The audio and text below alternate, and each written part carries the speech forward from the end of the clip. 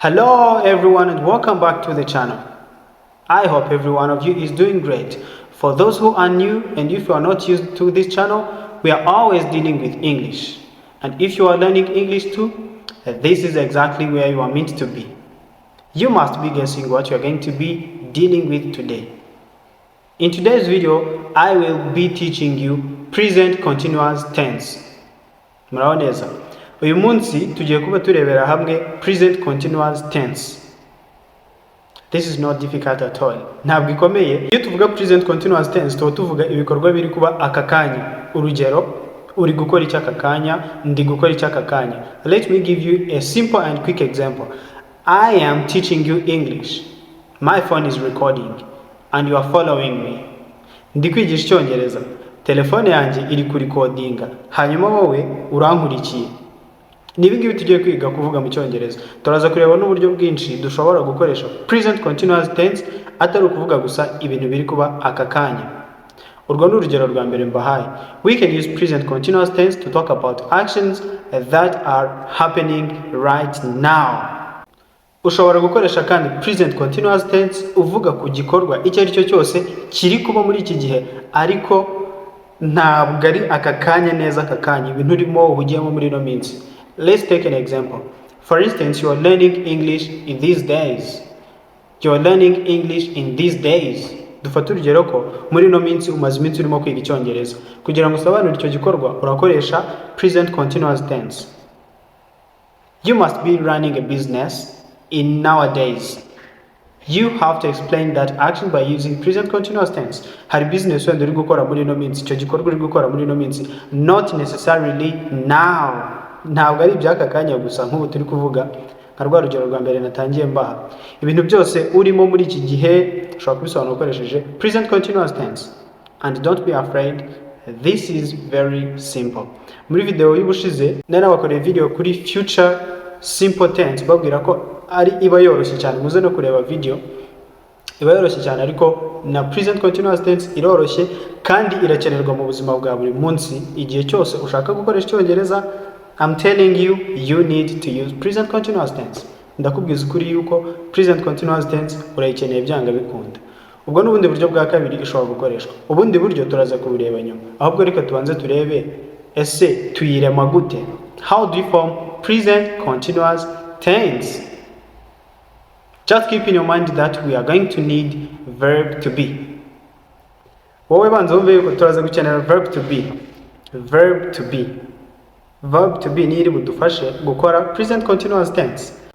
Mu kwiga tenses nababwiye yuko hano hose tuzajya tubona continuous, uko byagenda kose tuzajya dukenera verb to be. Dukenera na ing form, ing form. Verb to be rero ndi kubabwira turaza kuba twayitondaguye mu ndagihe. Mu ndagihe. Verb to be turaza gukenera am, dukenere are, dukenere is. Iyo niyo verb to be yacu kuko iyo dutondagura verb to be kuba tuvuga I am ndi, you are uri, he is ni w'umuhungu, she is ni w'umukobwa, it is ni ubwo ni ku kintu icyo ari cyo cyose gifite ubuzima, we are turi twebwe njye nawe, they are bo ni tugiye gusobanura bo abari bo. Rero turaza gukenera ibyo bintu bitatu, am, are na is. I hope we are now together. Ndatekereza turi kumwe neza. Turaza kuzikenera tumaze kubona subject.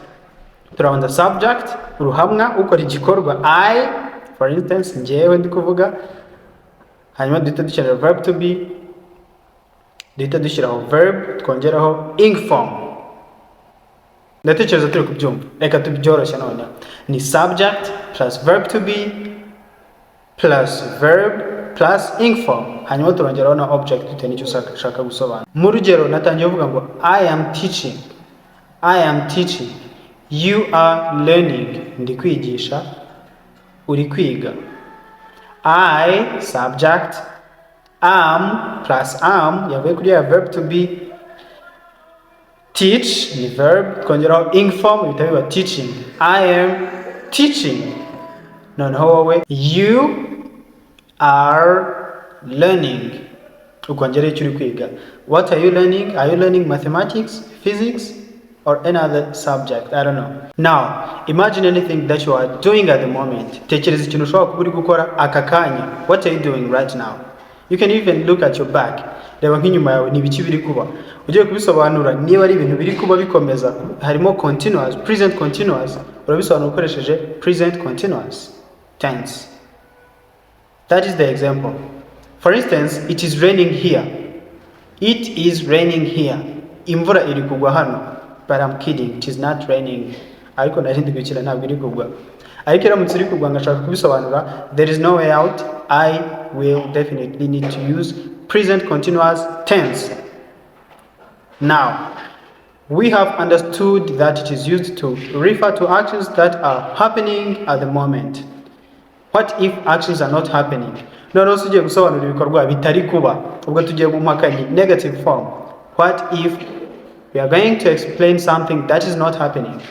This is very simple too. Nabyo biroroshye. Icyo twongeramo muri ya form nari nababwiye ni not gusa, gusobanura ikintu kitari kuba.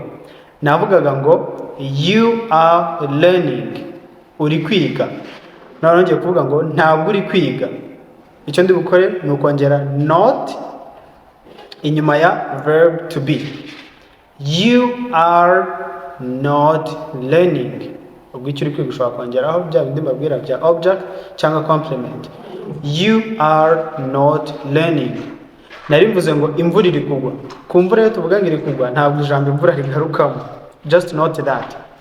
Ntabwo tuvuga ngo the rain is raining. Tuvuga it is raining. Kuko nta kindi kintu kigwa nk'imvura. Niyo mpamvu ntabwo bavuga ngo umukobwa ari kugwa nk'imvura, umuhungu ari kugwa nk'imvura, ipusi iri kugwa nk'imvura, iki. Dukoresha it gusa dusimbuza subject. Ntabwo tujye dukenera kugarura iryo jambo rya rain. So, twavugaga ngo it is raining, imvura iri kugwa. Noneho tuvuge ko itari kugwa, it is not raining. Murumva, that is very simple. They are coming. Bari kuza. Kubihakana, they are not coming.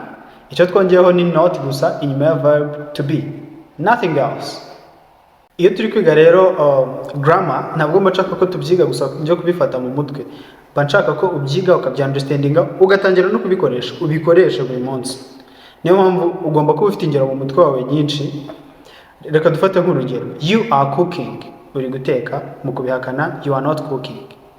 You are shouting, but you are not shouting. I'm sure you are silent. You are not shouting. They are leaving. They are not leaving. They are leaving. They are not leaving. Tubonye uburyo dukora present continuous tense mu nteruro zemeza ndetse n'interuro zihakana. Ushaka kubaza ikibazo se noneho bigenda gute? Twabonye ko dufata subject, tukongeraho verb to be, tukongeraho verb, tukongeraho ing form. Hano none ikintu tugiye kwikorera ni uguhinduranya utwo tuntu tubiri twa mbere. Tugiye guhinduranya subject na verb to be. Twavugaga ngo I am teaching English. Icyo turi gukora ni uguhinduranya utwo twa mbere. Turafata verb to be ari ibanza, subject ze nyuma, hanyuma twikomereza. I am teaching hinduke am I teaching. Twibuke nakabazo kuko hano hose ari interrogative form, to interrogate kubaza, tugomba gushyiraho akabazo byanga bikunda. Am I teaching? Twavugaga ngo it is raining outside. Imvura iri kugwa hanze, imvura iri kugwa. None tugiye kuvuga ngo is it raining outside? Twavugaga ngo they are coming. Turetse tuvuga ngo are they coming? Dushyiraho n'akabazo. Kandi mu gihe uri kubaza unakoresha ijwi ryawe urijyanisha nyine nk'umuntu uri kubaza. The tone of your voice matters when it comes to interrogative form. That is simply how we make interrogative form of present continuous tense in English. Ahandi hantu rero tuzakenera gukoresha present continuous tense ni ku byo twita temporary situations. Igihe turi kuvuga ibikorwa biri kuba ariko by'igihe gitoya, utavuga ko ari ibintu bizaramba cyane. Urugero, he is living in Asia for a few months. Urumva icyo gikorwa ni cy'igihe gito. Tuvuze ngo ari kuba muri Aziya muri no minsi. Urumva n'ubundi still ni ibintu by'iki gihe ariko ntago ari aka kanya turi kubikora. Urugero, hari umuntu yagiye kuba muri Asia, azaba y'amezi abiri, ugiye kubisobanura, ugiye kuvuga ko ari kuba muri Asia muri iki gihe. Tuvuga she is living in Asia for few months, muri ano mezi makeya. Let's take another example. Maybe you're working on a certain project and you want to explain that action. Hari nka project uri kwikorera muri ino minsi, ugiye kubisobanura, ugahita uvuga ngo I am working on this project.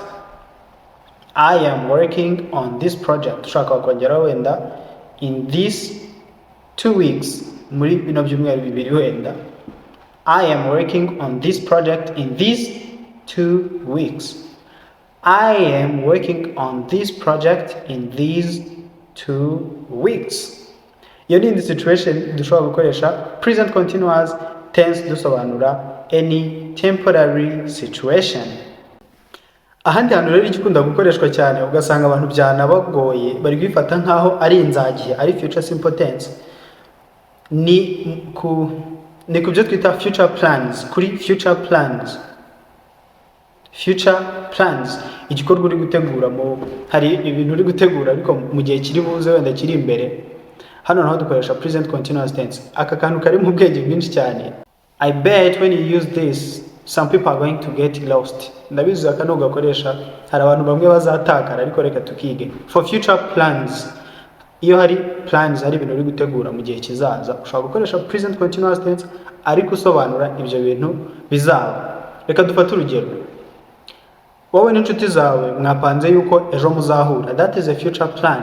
Urumva ko ari ikintu mupanze kizaba ejo. That is future already. Aho kugira ngo uvuge ngo I will meet my friends tomorrow, aho kugira ngo uvuge ngo nzahura n'inshuti zanjye ejo, ahubwo wowe ugahita bivugira I am meeting my friends tomorrow.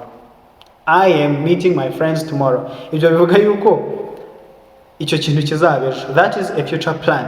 Urundi rugero, hari abantu bafite ubukwe mu kwezi wenda gukurikiyeho, aho kugira ngo uvuge ngo they will get married in the next month, kuko twize future simple uko ikora, ushaka kubivuga gutya ngo they will get married in the next month, ariko wowe ugahita ukoresha present continuous tense usobanura icyo gikorwa because it is a future plan. Tuvuga ngo they are getting married next month. Ukabusobanuye a future plan ukoresheje present continuous tense. Hari amagambo rero akunda kujyana na present continuous tense, amagambo abantu bakunda kwifashisha basobanura present continuous tense. Urugero, now, aka kanya, ubu, at the moment, ubu nyine, at the moment na now they are the same. Currently, muri iki gihe, currently, today, uyu munsi, this week, this month, this year. Ayo ni amagambo urumva ko ari gusobanura nyine ibikorwa biri by'aka kanya. Murabona bitoroshye se gukoresha present continuous tense. It is not difficult unless you want to work hard to understand it. Ntabwo ikomeye kereka uramutse udashaka kubyiga cyane, ariko biroroshye kandi uko byagenda kose niba ko kuri committed ushaka kwiga Icyongereza, you need present continuous tense. Present continuous tense urayikeneye byanga bikunda. For that reason, I'm going to give you a very quick quiz. Reka mbanze nguhereze aga quiz gatoya kihuta. Ndaguhaye interuro ebyiri, unyereke uko wari kuzikora, hanyuma ufata umwanya, whether you take a pen and paper, wafata ikaramu n'urupapuro. Icya mbere nuko uri buze kubikora ni interuro ebyiri, hanyuma ndaza kuguha ibisubizo, but make sure you have worked on them before I give you the answers. Banza urebe neza yuko wabikoze mbere yuko birukanyira kureba ibisubizo. Interuro ya mbere, she, muri bracket urabona ko harimo read. Interuro ya mbere, she read a book right now. Murabona muri bracket harimo read na verb. Ubwo muraza kwibuka verb tuyikorera iki, se nyuma ya subject hajyaho iki, hanyuma ukomeze. Interuro ya kabiri, they, muri bracket harimo not watch TV at the moment. They not watch TV at the moment. Nizo nteruro ebyiri. Ngaho zikore, hanyuma I'm going to give you answers very soon.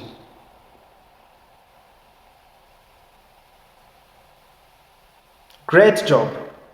I hope you have provided very correct answers. Ndizera wabonye ibisubizo byiza. Niba atari ibisubizo by'ukuri wabonye, reba ibisubizo bya nyabyo. Here are the correct answers. Ku nteruro ya mbere, igisubizo ni she is reading a book right now. She, dukurikizaho verb to be kuko ari umukobwa ari she, dushyiraho is, ntabwo dushyiraho am, ntabwo dushyiraho are. Hanyuma kuri ya verb yacu yari muri bracket read, tugahita twongeraho ing form, ibindi tukikomereza nk'uko bisanzwe. Interuro ya kabiri, igisubizo wabonye ari ikihe? She is reading a book right now. She, uwo ni umukobwa we w'umukobwa. She kuko ari subject, duhita twongeraho verb to be, she ijyana na is, duhita dushyiraho read ya verb, twibuka kongeraho ing form, hanyuma dukomeze. Ari gusoma igitabo aka kanya. She is reading a book right now. Right now, aka kanya turi kuvugana. Well, this is all for today. This is all about present continuous tense. I hope every one of you have understood exactly what I wanted you to understand. Ni ibingibi bijyanye na present continuous tense twize uyu munsi. Ndizera buri umwe muri mwe yumvise neza ibyo twize. Ubu igisigaye ni ukugenda hanze hanyuma mugatangira kubikoresha, mugatangira kubivuga. Speak every day. Don't forget to always surround yourself with English. Komeza wikikiza Icyongereza ukivuge. I promise you, you're going to know English. Ikindi, muri ino minsi tugiye gutangira kwigana n'abantu dukoresheje uburyo bwa Google Meet. Tugiye kujya twigana dukoresheje ubu buryo kugira ngo turusheho kwimprovinga Icyongereza cyacu bitari kuri ubu buryo bwa YouTube gusa.